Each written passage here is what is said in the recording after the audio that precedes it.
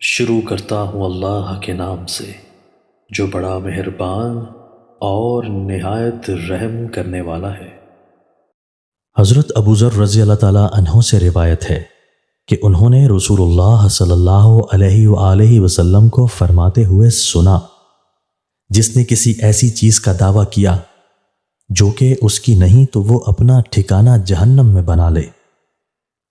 حضرت عبداللہ بن عمرو بن عاص رضی اللہ تعالیٰ عنہ بیان کرتے ہیں، رسول اللہ صلی اللہ علیہ وآلہ وسلم نے فرمایا، انصاف کرنے والے اللہ کے ہاں رحمان کے دائیں طرف نور کے ممبروں پر ہوں گے اور ان کے دونوں ہاتھ دائیں ہیں، اور وہ لوگ اپنے حکم میں اپنے اہل خانہ سے اور اپنی رعیت کے معاملات میں انصاف کرتے ہیں۔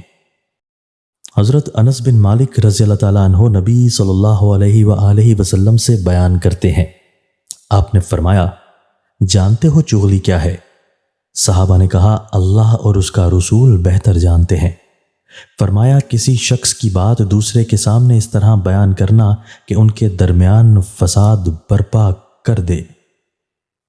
حضرت عبداللہ بن عباس رضی اللہ عنہما سے مروی ہے کہ ایک آدمی نبی صلی اللہ علیہ وآلہ وسلم کے پاس آیا اور کہا، میرے والد فوت ہو گئے اور حج نہ کر سکے، کیا میں ان کی طرف سے حج کر لوں؟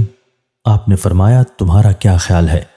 اگر تمہارے والد پر قرض ہوتا تو کیا تم اسے ادا کرتے؟ اس نے کہا، جی ہاں۔ آپ نے فرمایا، تم اپنے والد کی طرف سے حج ادا کرو۔